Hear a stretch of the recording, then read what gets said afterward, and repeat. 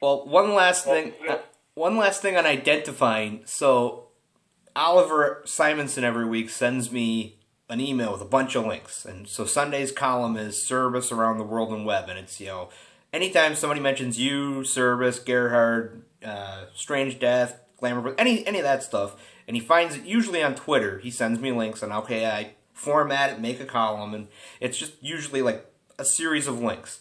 And what I check everything out before I post it just to make sure that it's not, a link to a petition to hunt down and kill Dave Sim and Matt Dow, stuff like that. And so I go on Twitter a lot. That would be newsworthy too.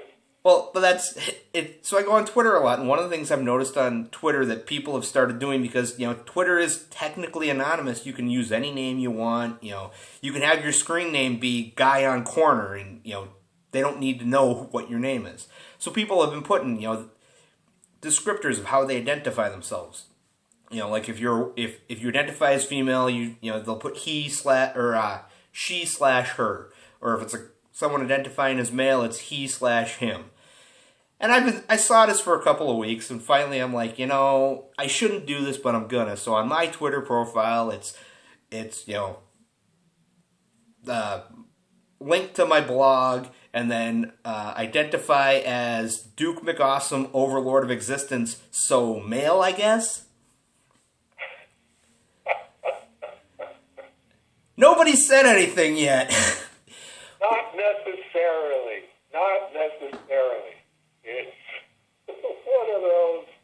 All of this is open for debate, as far as I can see. I have to tell you, I appreciate you and Oliver spending that much time online in these environments just to get content. Because man, oh man, the more I hear about the internet, the more I hear about Twitter, it's like, why would you do that to yourself? That sounds like drinking the lemonade so that it'll melt your kidney stone because you're drinking too many energy drinks. This is just plain unhealthy. Well, one of the links it was either this past week or the week before, was somebody talking about various Batman artists, and Gene Day's name popped up, and in the context of it was name A to name B to name C, and then eventually Gene's name popped up, so I posted the cover he did for Detective Comics, as a reply of, Gene did do Batman once, and somebody asked about it, and then it's one of those, I'm in my head, I'm going, get off Twitter, get off Twitter, get off Twitter, nope, okay, so explaining a little bit about how Gene was going to draw Batman before he died, and somebody was, of course it's the internet, nobody believes anybody, so, okay, here's a link to Dave talking about Gene, about, your eulogy for Gene, about how Gene got fired, got hired by DC, then he died. And somebody was like, oh, okay, now that you have a source, and I'm just like, this is a full-time job for a team of 4,000 people, verifying things on the internet. And that's when I go, all right, I'm going to log off Twitter now and forget that I have to do this until next week. Right. Yeah, it's, my work is done here, kind of thing. And then of course I go back on the next week to check links, and I have the little notification button, and usually it's like 2 or 3 people have notified me. I'm notified about 2 or 3, like Brian West liking something I posted or something. Okay, fine, whatever. But then, I go in and there's 17 notifications. Like, what did I do this time? This can't be good. It's like I'm going viral, and it's one of the, in today's modern society, going viral on the internet's a good thing, and I keep coming back to viral is not a good thing. When you have viral meningococcus, you have to go to the doctor. Right. Well, it depends on what you're going viral about. I mean, my heart goes out to people like Stephen King who try to have an intelligent discussion about something. And, okay, that's it. There's goodbye to my Twitter account because, whatever it is that he said it at the wrong time, and it linked to the wrong people, and they just buried him in negative comments. So, okay, bye-bye Twitter. Might come back sometime in the future, but don't hold your breath on that. Because I follow him on Facebook, so I saw, the initial brouhaha, and I'm going, okay, wait a minute, what? And I read what he tweeted, and I'm going, okay, there's nothing inherently wrong with what he said. Yes, I could see someone take an objection to how he said it, but then he followed up with an actual lengthy blog post posted on some news site where he wrote a little article saying, this is what I said, I understand why people are offended, but this is what I meant. Because it all boiled down to what he tweeted was he would never vote for, as an Oscar voter, because he's a member of the Academy, he would never vote in the 3 categories he can vote for based on diversity. It would all be on quality. And everybody, the Twitter mindstorm attacked him because how dare you say you wouldn't choose something. He sees 2 movies and he thinks one's better than the other. It doesn't matter what color either movie is in his eyes. He thought movie A was better. And it's, oh, no, because only white people are winning. Well, I mean, yeah, the Academy has to change. They've tried to change. But at a certain point, the best movie is the best movie. It doesn't matter who was in it, who directed it. Everybody saw that movie and went, that's the best movie. Well, there's also, when you're voting for awards like that, particularly at that level,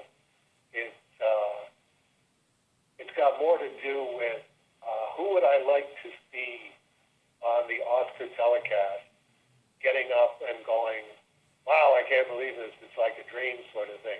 And it's like, Quentin Tarantino hasn't been up there for a while, and I like the Hollywood in the West, or whatever that thing was called. I'll vote for him. I think he's one of our best directors, and it's been a while since I saw one of his films and thought, yeah, that's Oscar bait. And I did think that this one was in that category, so I'm going to vote for him. And it's an award. It's not a life or death thing. It's nice to get an award. It's nice when you don't get an award. It's really neither here nor there. But people who are taking it as no, you have to vote in the awards to establish social justice. And it's like, no, I don't think awards are in the social justice category. I understand that obviously tons and tons and tons of people do think that, but I don't think that that's the case. And that's one of those, okay, are those people the majority? If Stephen King is saying, I will vote for what I think is the best movie based on the movie, not who made it, or not the color of the skin of the person who made it, or the gender of the person who directed it, that seems valid to me. There seems to be no shortage of valid reasons to vote for something, and that's up to you. You shouldn't have to defend your criteria. Somehow we've gotten so far away from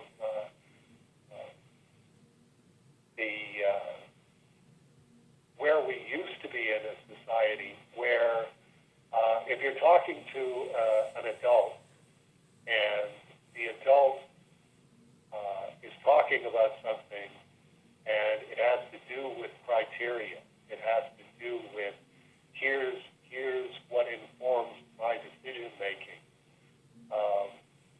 In a responsible adult society, you have to take it as a given that people arrive at the conclusions that they arrive at through legitimate methodology.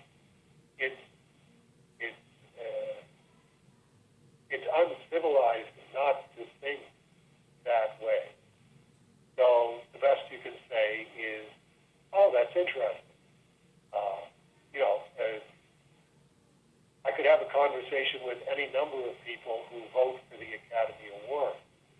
And, okay, what is your criteria? How do you decide who you're going to vote for? And if it's not on the basis of, I thought this was the best job of directing, and I thought this was the best film, and I thought this was the best actor, and I thought this was the best actress, it's, no, I always try and pick somebody of color, and if there isn't somebody of color, then I don't vote in that category. Well, that's interesting. I wouldn't vote that way myself if I had a vote, but that's interesting that you do that. I don't think it's anything to get upset about. And that seems really weird to me that we're in a society now where it seems like the obligation is to get upset. If you're not getting upset, then there's something wrong with your politics. There's something wrong with your decision making. There's something wrong with your opinion. There's something wrong with the way that you're living. And it's like, I don't think that's your call to make. And I don't think that's a particularly, I think that's a distinctly undemocratic way to look at decision making in a democracy. But I'm becoming aware that either I'm one of the few people who think that way, or the people who do think that way understand, oh, you're not allowed to say that. So, it's just, here's your checklist. These are the subjects that you can talk about. These are the subjects that you can't talk about. And I've never been that way. It's like, I'm always happy to hear, other people's opinions. And I'm happy to offer my opinion in dissent because I can't think of anything that I agree with anybody